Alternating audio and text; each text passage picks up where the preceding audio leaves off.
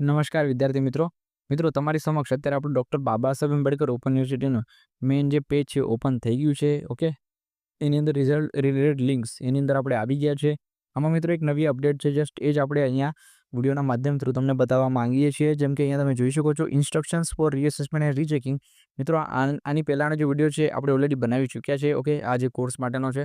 હવે આપણે વાત કરીશું કે નવી જે અપડેટ આવેલી છે પોર્ટલ પર, BA-TYનું રિઝલ્ટ અપડેટ શું છે, MBA, MSc-DS, MSc-CS, MSc-IT.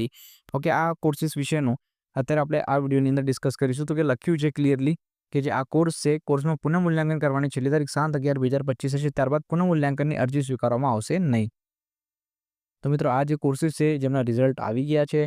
Okay, તો આની અંદર જો તમને પુનઃમૂલ્યાંકન કરવું હોય, તમારે લાગે કે તમારે રીઅસેસમેન્ટ કે રીચેકિંગ કરવું હોય, તો એના માટેની છેલ્લી તારીખ 7/11/2025 છે. ઓકે, તો એની પહેલાં તમારે પુનઃમૂલ્યાંકન માટેની અરજી કરવાની રહેશે. ઓકે, રીચેકિંગ કે રીઅસેસમેન્ટ માટેની અરજી તમારે 7/11/2025 પહેલાં કરવાની રહેશે. તમારા ડેટા ફ્રેન્ડ્સ હોય એમને જરૂરથી આ માહિતીને પહોંચાડી દેજો, એમને ખ્યાલ આવી જાય કે ભાઈ અત્યારે જે રીચેકિંગ કે રીઅસેસમેન્ટ છે એના માટે જો અપ્લાય કરવું હશે તો એના માટે છેલ્લી તારીખ જે છે એ પોર્ટલ પર અપડેટ થઈ ગઈ છે. ઓકે મિત્રો, તો ચાલો, થેન્ક યુ.